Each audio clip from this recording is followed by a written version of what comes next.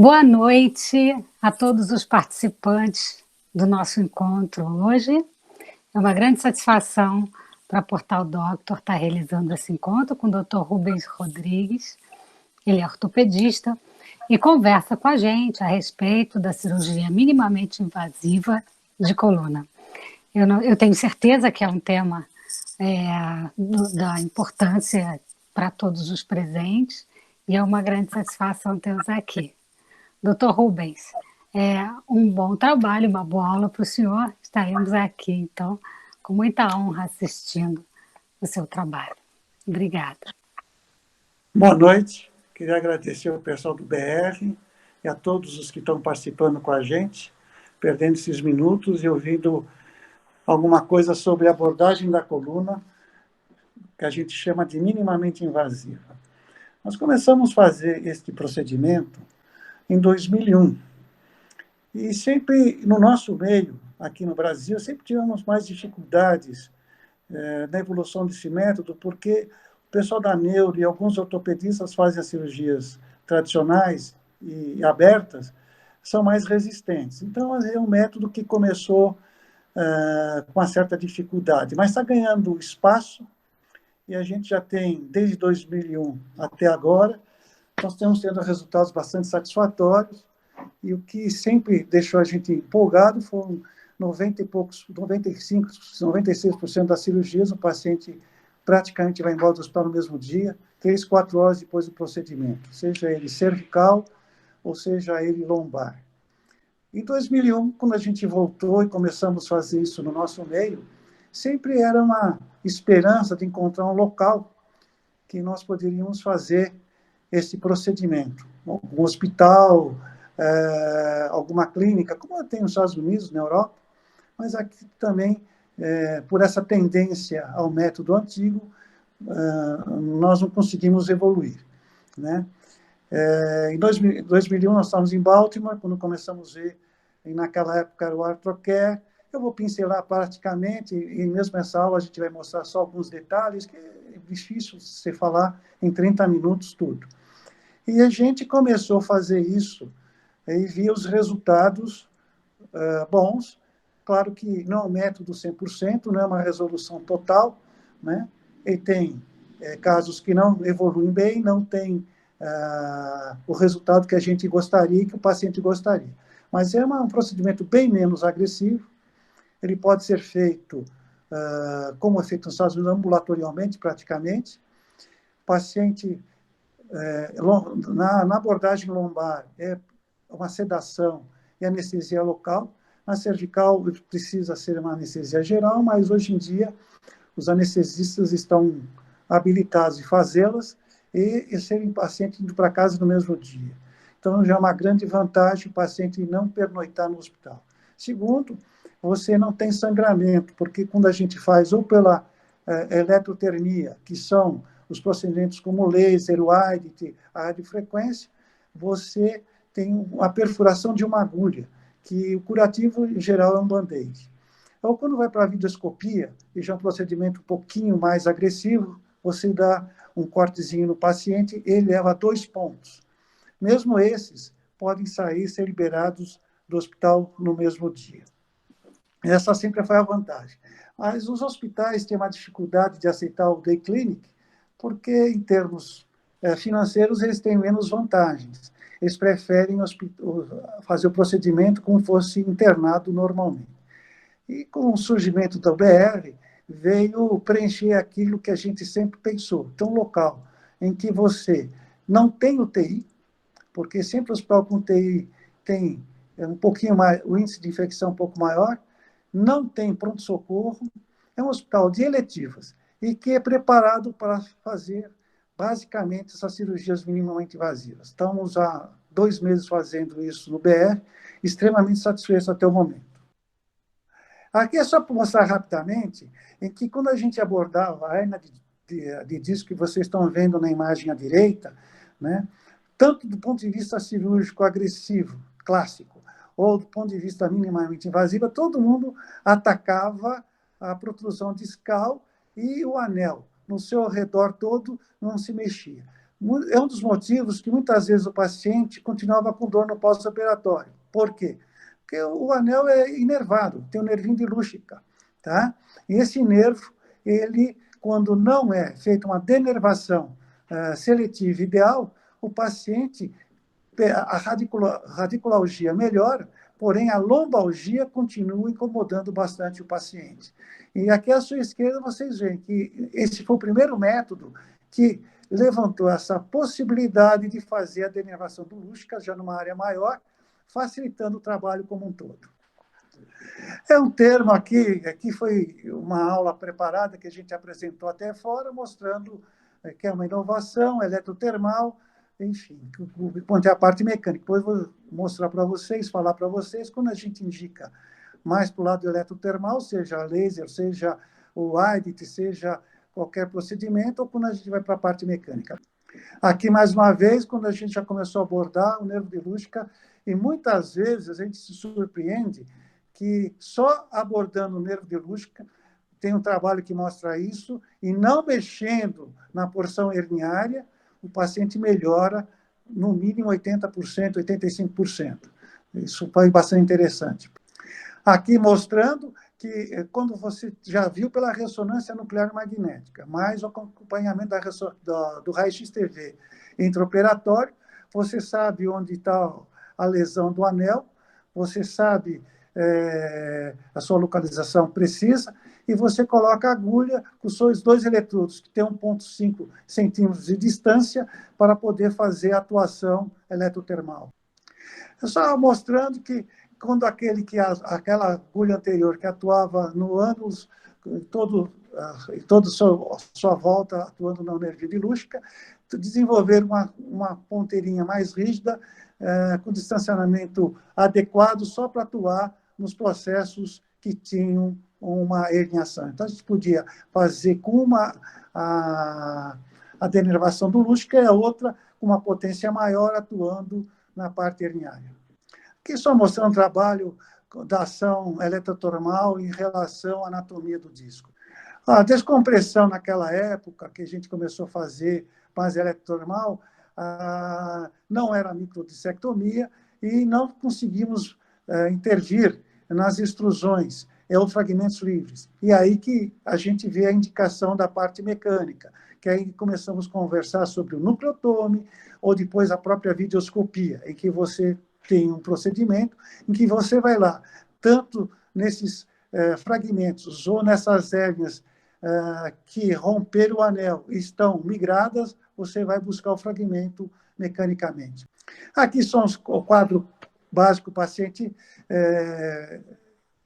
apresenta, em que a gente tem uma noção melhor para as indicações. Aqui, a gente enfatizando que muitas vezes se atuava e esquecíamos do nervinho de Lúcica. Por exemplo, se um paciente tinha uma radiculalgia à direita, ele tinha uma radiculalgia à esquerda, e ele tinha dor à direita também. Aí se achava que era uma dor muscular à direita. Foi feito o procedimento e a dor dele, do lado esquerdo, houve uma pequena melhora, mas a lombalgia continuou bastante significativa. Foi feito a segunda abordagem com a denervação do Lúcica e o paciente ficou assintomático. Aqui só mostrando rapidamente, à esquerda a formação do anel fibroso com seu colágeno, e à direita, depois de uma ação por temperatura eletrotermal, a modificação que surge. O que os americanos chamam de shrinkage, o encolhimento do tecido, diminui o volume e diminui a compressão nas estruturas nervosas. Aqui era a preocupação sempre qual é a temperatura em cada nível. Então, a gente vê que a temperatura maior, junto ao polo da agulha, chega em 90 graus. Conforme você vai indo para a periferia, a temperatura vai diminuindo. E quando seria de alto risco, quando passar fora da última linha, que é a linha D, você tem aí uma temperatura de 37, 38 graus, que é a temperatura próxima à temperatura corpórea, sem problema nenhum. Aqui, mostrando na época em que a gente, em determinados diagnósticos, esse procedimento tinha uma boa atuação. Temos que lembrar, e claro que não é tão longínquo assim esse método, né? que o pessoal era da Smith Neffel, hoje tem o laser. O laser já ampliou a atuação, como aqui a gente via aqui, estenose espinal. A eletrotermal com o AIDT não funcionava, agora com o laser nós temos uma atuação em casos de estenoses, uma melhora significativa do quadro clínico do paciente, né? Enfim, houve algumas melhoras em relação aos procedimentos. Paciente, em geral, isso é uma coisa importante, que o paciente, quando vai se mexer em coluna, tem aquele certo conceito do passado que a gente traz conosco, ou vou ficar em cadeira de rodas, ou vai ser uma coisa perigosa. Então, hoje, não. Esse procedimento, a gente explica ao paciente que, primeiro, é um paciente que não precisa de internação. Ele vai para um day clínica aqui no Brasil. Nos Estados Unidos, vai para o consultório, ele vai na clínica do médico e o procedimento é realizado na clínica do médico. Aqui a gente não tem essa liberação ainda. O paciente é feito uma caipirinha, como a gente brinca, que é a sedação, né? É um paciente que pode ficar acordado, se ele não estiver tão ansioso, ele pode ficar acordado, inclusive, para responder à evolução durante o procedimento, né? E ele está na posição prona, posição de decúbito ventral. E a gente vê que o paciente fica entusiasmado quando você fala que não precisa internar e ele fica consciente, podendo sair 2, 3 horas posteriormente ao procedimento. Onde você pode fazer isso? Sempre foi a nossa preocupação. Qualquer hospital que tiver uma mesa transparente e o raio-x TV, você consegue fazer esse procedimento, seja ele lombar ou cervical. Porque nenhum hospital de São Paulo tem o material. Todos os materiais que a gente usa, a firma deixa em consignação, é solicitado previamente, a gente tem que apresentar a velha lista de 2, 3 firmas, aí o convênio libera uma delas, essa firma entrega o material no hospital.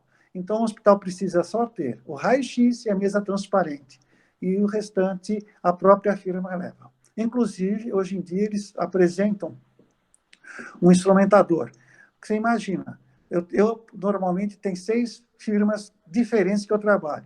Cada procedimento modifica de um para o outro. O nosso instrumentador fica perdido. Então, o instrumentador próprio da firma cuida melhor do aparelho, principalmente do computador que vai para calcular a temperatura, e está especializado naquele aparelho, daquela firma. O meu instrumentador não precisa ter essa diversidade. Aqui só mostrando que são agulhas que, previamente, com a ressonância e o raio-x TV, a gente já coloca o fio guia. A mesma coisa, mostrando na posição anterior-posterior, e sempre com anestesia local. Isso no começo a gente fazia, que era a discografia para localização da parte danificada do disco, né? E o local que estava comprimido. Depois, um estudo feito no Texas, o pessoal consegue, através da ressonância nuclear magnética, identificar o local, a parte anatômica em que tem a maior lesão, e a discografia tem seus efeitinhos colaterais. Então, a gente não tem mais feito abordagem com a discografia. Mostrando que, às vezes, o procedimento, você tem que, tecnicamente, produzi-lo bem, porque, apesar da agulha ser preparada com material especial, mesmo assim, às vezes, ela entorta e quebra, como nós vamos ver a seguir. Aqui mostrando o perfil, o posicionamento da agulha guia. Quais são as restrições que faz o paciente? Evitar de sentar por mais que 1 hora. Não é fácil, né? Principalmente indivíduos que saem do hospital no mesmo dia, você convencê-los a não ficar sentado mais que 1 hora não é muito simples. Eles têm que ficar 50 minutos, 1 hora sentado, levanta 3, 4 minutos, depois pode sentar. Então, você precisa ficar sentado 8 horas, se for trabalhar numa TI, ou enfim, algum lugar que fica em frente ao computador, cada hora sentado, ele levanta 3, 4 minutos e volta a sentar.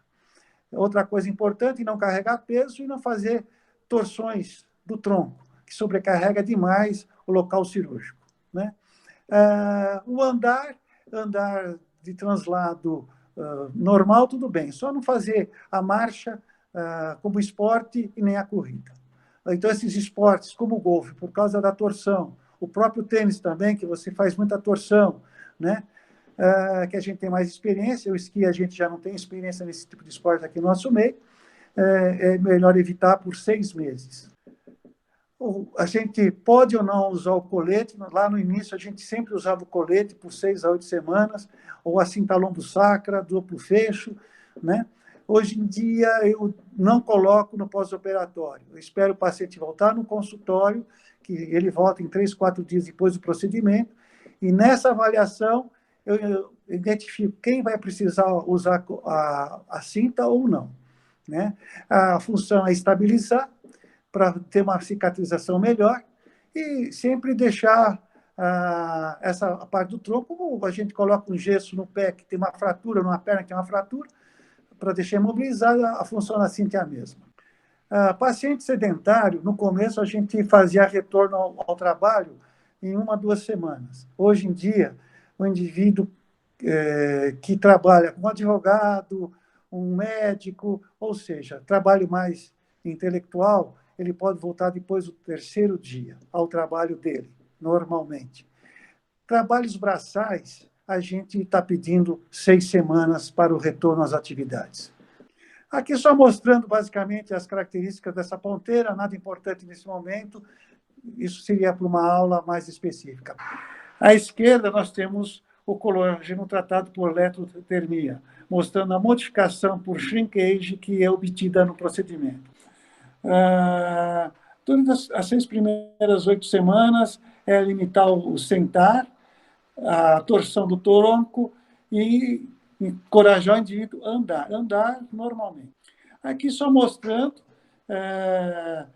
uma corte transversal de uma hérnia que fizeram um procedimento. Aqui mostrando uma discografia, se for um tratamento, procedimento do paciente meu.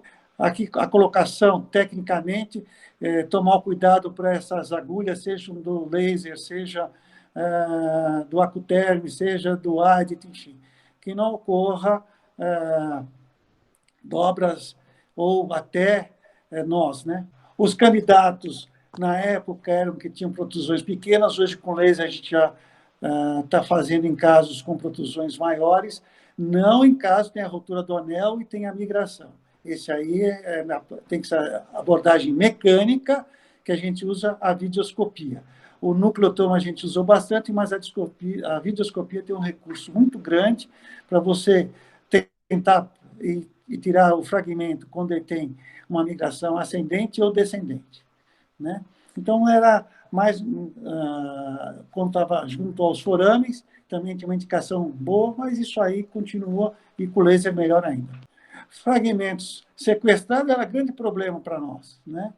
O nucleotome nem sempre resolvia, era uma haste rígida, de poucos recursos para você buscar esses fragmentos superiormente ou inferiormente.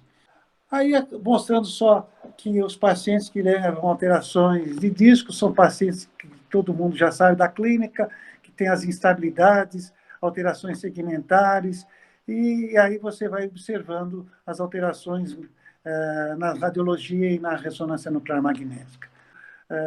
Disco colapsado não é uma boa indicação. Com laser, hoje, o disco colapsado, você consegue bons resultados.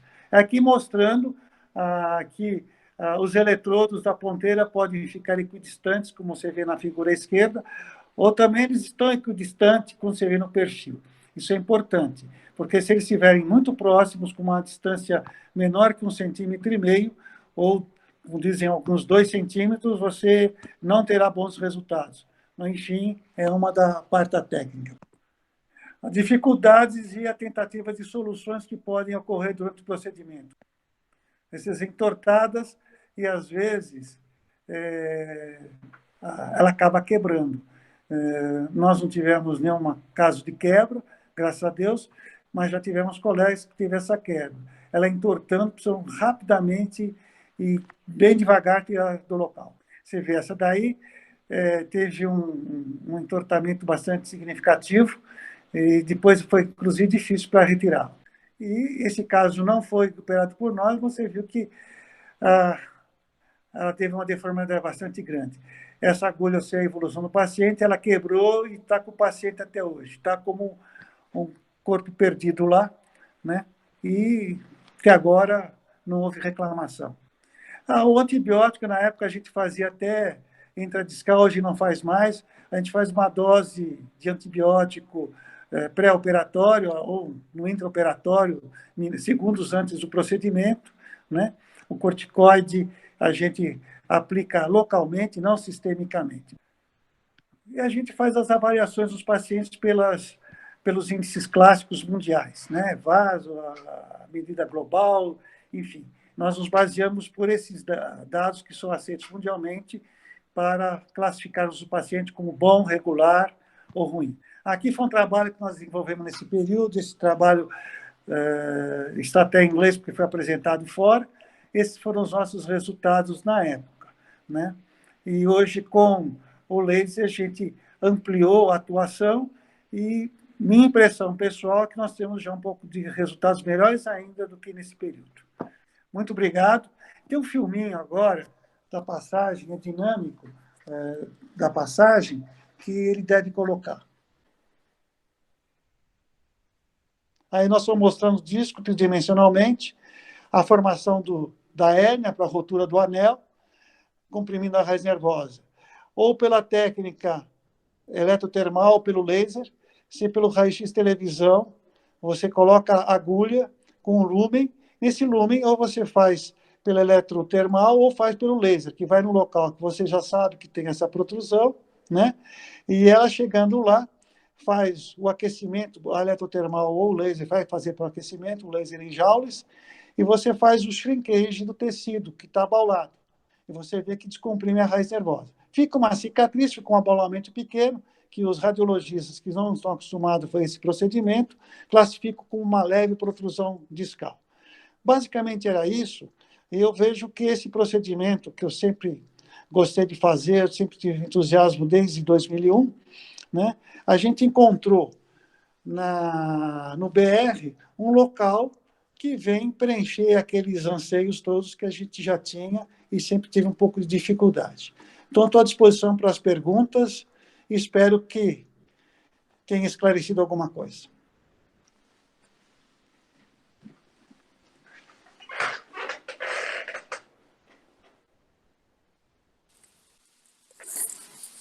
Muito obrigada, doutor, pela sua brilhante participação, pela sua aula, muito interessante. Eu tive a oportunidade de conhecer a estrutura nos Estados Unidos, alguns hospitais que realizam esse trabalho da minimamente invasiva e que tem essa seleção, essa segmentação de hospitais, né, de hospitais mais voltados a cirurgias de minimamente invasiva, que não é muito comum no Brasil, isso se realiza em hospital geral. O senhor acha que essa é uma tendência que veio através da BR Surgery, mas que ela deverá realmente vir a ser uma realidade a se estabelecer no nosso país? Sim, essa vai ser uma realidade futura. No nosso meio, o primeiro impedimento que tem, vamos ser honestos, os hospitais não têm interesse na internação do day clinic. Tem alguns hospitais, inclusive com nomes importantes, que o paciente fica no day clinic e eles cobram no convênio como se tivesse um dia de internação, 24 horas internado. Existe uma diferença de cobrança. Então, tem hospitais que, quando eu quis introduzir esse método, dificultaram porque eles não tinham interesse pelo procedimento, que sai tudo mais barato. E para eles não tinha esse interesse. E hoje, no nosso meio ainda, a maioria dos colegas neurocirurgiões ou próprios ortopedistas ainda fazem a metodologia, mesmo às vezes minimamente invasiva, cirúrgica, faz cortes menores, mas coloca placa, parafuso, estabilizações mecânicas. E esse pessoal ainda resiste um pouco a tentar esse método bem menos agressivo para o paciente. Eu acho que o BR veio preencher aquilo que a gente gostaria. Ficar mais barato para o convênio, o paciente fica internado horas, e, enfim. E até agora, todos os pacientes que eu tive só elogiaram. Que bom, parabéns. Muito Obrigado. boa apresentação. Obrigada.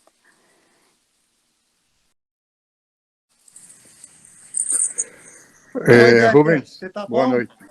Você está bom? Tudo em ordem aí? Tudo bem, parabéns aí pela apresentação, pelos dados, pela quantidade de casos que você já tem. Obrigado. Você está fazendo mais laser atualmente ou está no AIDE? Hoje em dia, O IDIT eu deixei um pouquinho para trás, porque o laser é um pouco mais completo. Porque, na verdade, Baldwin, o laser surgiu antes que o IDIT. Só que surgiu antes. Só que nós não tínhamos competência de equilibrar a temperatura intradiscal. O laser podia chegar de 80 a 120 graus centígrados. E se você bobeasse, os 120 graus centígrados podia fritar uma estrutura importante chamada nervo ali. Então, todo mundo tinha medo e o pessoal recuou. Aí o IDIT veio com uma possibilidade. E o laser continuou sendo estudado, verificado, sendo feito testes em cobaias, etc. E hoje a gente tem a segurança, a gente tem só um grupo da Áustria que eles conseguem colocar um cateterzinho junto com a ponteira do laser e controlar a temperatura com o computador. É muito caro e ninguém ainda se prontificou em trazer. Mas a gente, com o laser tradicional que tem aqui, nós temos segurança de não causar temperaturas acima de 90 graus intradiscal. Perfeito. Muito obrigado, excelente, tá? Grande prazer em vê-lo. Obrigado, foi um prazer enorme te ver. Precisamos nos encontrar a qualquer momento aí. Perfeito, tá bom, combinado. Tchau, tchau. Tchau. Aproveite bem aí. Amém, tchau.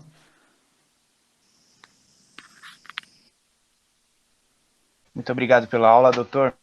Agora, um dos nossos patrocinadores, o Roberto Carvalho, da BR, vai fazer uma pequena apresentação da BR. Espero que te gostem. Tá, obrigado pelo convite. O tempo era de 20 minutos a meia hora. Espero ter cumprido o nosso prazo aí.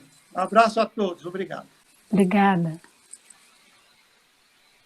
Eu gostaria de agradecer, Dr. Rubens, foi um prazer, está sendo um prazer recebê-lo na empresa. Nós estamos aí muito honrados pela sua participação e também bastante motivados para poder expandir essa nossa parceria. Eu gostaria de falar rapidamente, introdução, sobre o que está acontecendo com a mudança do Covid no mercado médico. Primeiro, nós estamos esperando uma redução da base de segurados. Vai ter, com certeza, aí uma redução do número de pessoas empregadas e, consequentemente, o número de segurados. Segundo, nós estamos tendo uma aceleração dos custos da saúde, isso é notório. A migração para os planos verticais vai acelerar. A teleconsulta, ela muda o mercado como capta o paciente, porque ela vira uma porta no mercado, e isso vai sacudir ao racional, né? Então, essa pressão por redução de custos vai aumentar.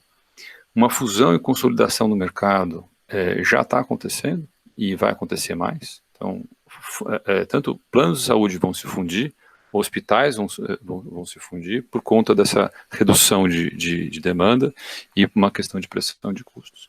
E aí a dúvida é como é que ficam os médicos, como é que fica nós, por exemplo. Então, esse é um ponto que eu gostaria de elaborar, talvez num outro momento, mas só para poder mostrar, nós estamos aqui com uma estrutura para dar apoio para todos os médicos que são sócios nossos, para fazer o possível para que eles tenham uma base, que eles tenham uma negociação em grupo, para que eles tenham tecnologia para poder ser rapidamente implementada e para poder fazer frente a essas mudanças que estão acontecendo de forma muito rápida.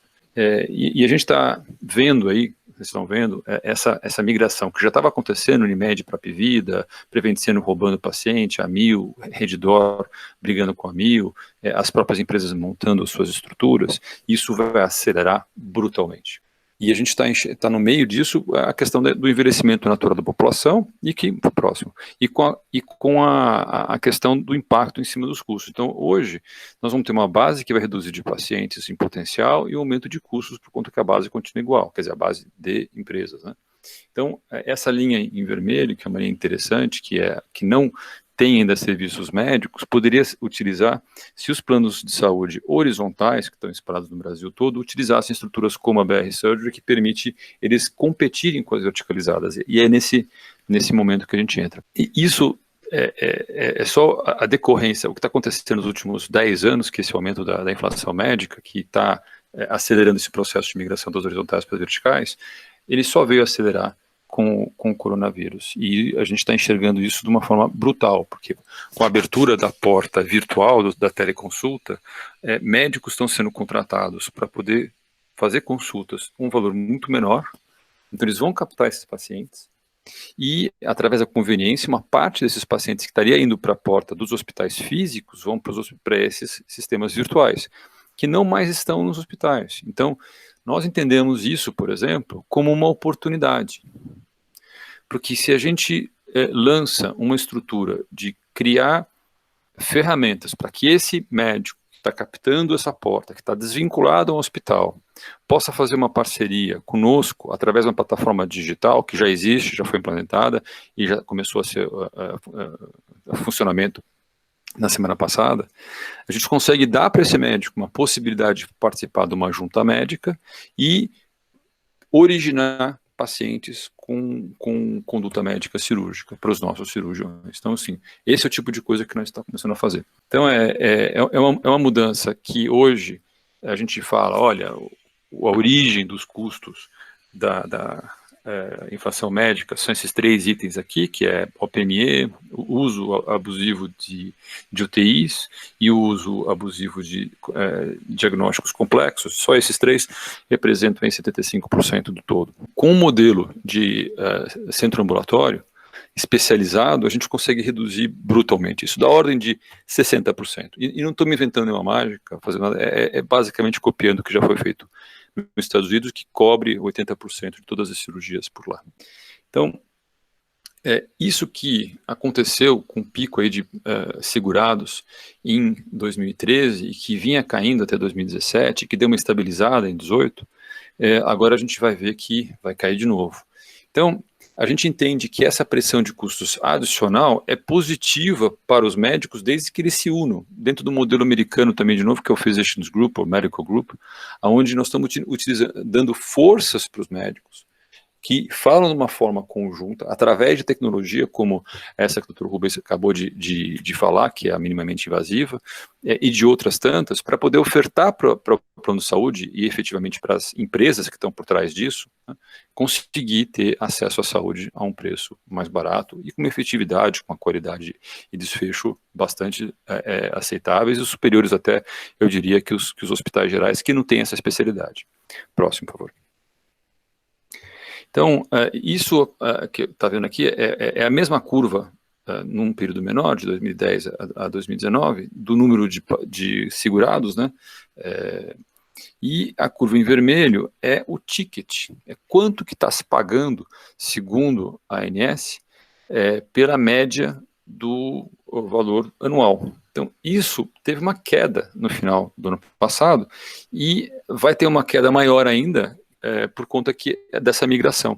Então, realmente, a oferta nossa de redução de custos, ela vem no momento adequado. A gente não imaginava que seria surpreendido por um negócio tão forte quanto o coronavírus, mas o timing é adequado. Só para vocês terem uma ideia, na semana passada a gente entrou em contato com o Bradesco, que a gente não é credenciado, ele trabalha só com reembolsos, e a gente conseguiu uma reunião para toda a diretoria do Bradesco, que é a maior seguradora do Brasil, porque eles estão, obviamente, muito preocupados com o que tem por vir. E isso foi repetido com a Mio, a gente conseguiu fazer com a Porto, todas estão olhando a mesma coisa. Como competir com a Apvida, como competir com a Intermédica, como competir com a Prevent Senior, num ambiente que todos os custos estão explodindo, né? E mais esse evento cataclísmico aí do coronavírus, né? Próximo, por favor. Então, a gente está entendendo que essa evolução de receita, aqui, o valor do número de pacientes ele reduziu, mas o custo foi subindo, né? E se você olhar esse índice em azul ali, que é 82%, é 82% média de sinistralidade. É por isso que as coisas ficam complicadas para os planos de saúde. Se você olhar a Intermédica ou a Apvida, eles têm uma sinistralidade bem menor. Já o Bradesco tem uma sinistralidade que fica na faixa dos 90%. Daí a importância de soluções como essa para empresas como o Bradesco, como a Porto, como a Sul América, assim por diante. Aqui é só depois eu vou mandar para vocês a cópia dessa apresentação, é só para entender um pouco o que está acontecendo entre as empresas, né, no caso, participação, você vê que a hospitalização é 42% dos custos, né? E você vê que a questão de visitas médicas, honorários médicos, é 15, né? Então, ou seja, o médico tem dessa operação toda da saúde cerca de 15% da receita. E a pressão vamos aumentar a pressão em cima dos médicos, porque eles são fragmentados. A defesa americana foi juntar forças, como a gente consegue juntar para poder negociar em grupo com tecnologia, assim por diante. Próximo, por favor. Aqui só mostra a questão da concentração, como você vê que a Bradesco, a Mil e Sul América estão em cima, mas é impressionante ver, por exemplo, a Apivida e a Intermédica já na 4ª e 5ª posição. Então, o que nós estamos focando agora é justamente entender como a gente se coloca nisso e focar em cima de 2 mercados. O mercado de RHs, né, ou seja, grandes empresas que podem contratar nossos serviços de forma direta. Nós estamos lançando, nessa próxima semana, uma empresa focada em cima de tecnologia de saúde, chamada BR Saúde, que vai fazer previsão de custos por trabalhador, para justamente dar esse serviço com desconto, para conseguir conquistar e fidelizar uma massa enorme de trabalhadores e de forma a ofertar para esses grandes RHs diretamente a opção de cirurgias com 70% do preço que eles pagam normalmente, né? Então, esse está sendo o nosso foco. O que aconteceu com os ASCs, os hospitais nos Estados Unidos? Eles foram ganhando participação do outpatient, que hoje chega a mais que 80%. Então, esse modelo funciona há muito tempo. Ele foi boicotado aqui inicialmente por uma questão regulatória e depois entrou nas crises e não conseguiu ser implantado. Nós somos hoje um dos primeiros cirúrgicos. Do ponto de vista de união com médicos, já existe outro, como a Opt, ou como a Oncoclínicas, ou com o Grupo Olhar, que são vários médicos reunidos num segmento específico, ou os anestesistas. Mas na parte cirúrgica, nós praticamente estamos sozinhos no mercado. Então aqui a nossa estrutura, né, já estamos funcionando nesse ano, não paramos em nenhum momento, enquanto todos os hospitais tiveram seus processos de cirurgias eletivas bloqueados pelos planos de saúde, a gente não parou. Esse é como a gente trabalha, na verdade, né? Então existe um pacote cirúrgico, esse pacote cirúrgico ele está na faixa de 30% mais barato que um hospital normal, e existe uma participação do médico em cima desse pacote cirúrgico, além dos honorários médicos. Então, o médico ele acaba tendo um ganho, uma receita adicional que tipicamente ele não teria. E a gente fatura isso da parte do pacote cirúrgico através do hospital e a clínica fatura através da própria clínica. Então, a gente não tipicamente, acho que existe essa questão de ter uma participação do honorário médico. Nós, ao contrário, não temos isso. Além do mais, a gente tem uma margem adicional para o médico que é bastante expressiva, que eu vou mostrar na próxima página. Aqui, ó, o que o médico hoje tem, se ele fica sozinho, ele basicamente recebe honorários, tem uma redução de impostos, custos fixos e tal. Do nosso lado, ele tem os mesmos honorários, mas ele tem a margem do hospital, ele tem um ganho tributário, porque ele passa a ser hospital, então paga metade do imposto. Ele tem um ganho imobiliário, porque ele investe, ele é sócio da estrutura imobiliária da empresa, e a gente ganha um poder de negociação em grupos, agindo curtamente. E adicionamos nesse ano a empresa de tecnologia de saúde, que vai ofertar, através dos médicos, das clínicas médicas, um sistema que a gente chama de saúde digital, que permite a fidelização contínua, através do paciente tendo acesso ao prontuário médico dele no portal do site de cada uma das clínicas, e um sistema de relacionamento com robôs inteligentes, por inteligência artificial, que fala em nome do médico para cumprir com aquela terapia que foi falada e foi recomendada pelo médico, além das receitas digitais. Então aqui é um resumo do que é uma situação do médico cirurgião que faz, vamos supor, 200 consultas por mês, né, e faz 10 cirurgias por mês. É hipotético, né? Então ele teria aí cerca de 100 mil reais na clínica dele de receita, menos os impostos, menos os custos dos consultórios, teria um saldo aí de 60 mil reais por mês, né? Conosco, a parte de consultas não varia nada, os honorários continuam sendo deles, a diferença é que ele tem essa margem de cerca de 30% do pacote médico, que a gente colocou um pacote médico da ordem de 25 mil reais, então você tem 30% de 25, você tem esses 7, e aí dá 49, porque a gente não consegue fazer 100% das cirurgias lá. Algumas especialidades a gente consegue, outras não. A gente colocou aqui 70%. Então, teria um ganho aí de quase 50% em cima da receita, mas aí quando você tira os custos, como no nosso caso a gente inclui a parte ambulatorial, aí você tem um custo aí, uma receita de 128, e aqui a gente colocou um custo de R$ 5.800, que é o financiamento da participação da compra do pedaço, né, da participação do hospital, que hoje a gente criou um fundo de investimento imobiliário para poder fazer essa transação. Quer dizer, mesmo pagando essa conta, ainda você tem um resultado final que é o dobro. Então, essa é a nossa história, eu vou encerrar por aqui. A gente inaugurou a empresa em setembro de 18, inauguramos o primeiro ambulatório em junho de 19, inauguramos a primeira cirurgia em setembro de 19 e o Hospital na Saúde a gente fez em janeiro agora, e estamos cumprindo aí com um crescimento até bastante expressivo nesse momento do coronavírus, e esperamos aí surfar uma onda razoavelmente boa a partir do descongelamento das cirurgias ambulatoriais por conta das pessoas, mais do que dos planos de saúde, pelo fato que as pessoas estão com um pouco de receio, mas hoje, por exemplo, nós temos várias cirurgias e com resultados bons, todo mundo foi para casa, até hoje nunca tivemos nenhum tipo de intercorrência, nada, zero, e nível de satisfação bastante alto. Até eu convido vocês aí para conhecer as nossas instalações, e eventualmente até acompanhar uma cirurgia, estamos aí à disposição. Então, agradeço aí pelo seu tempo, muito obrigado e o pessoal da Portal vai passar as informações para vocês. Boa noite. Eu queria agradecer a Roberto Carvalho Dias, ao doutor Rubens Rodrigues, pela participação hoje aqui, nesse nosso encontro científico.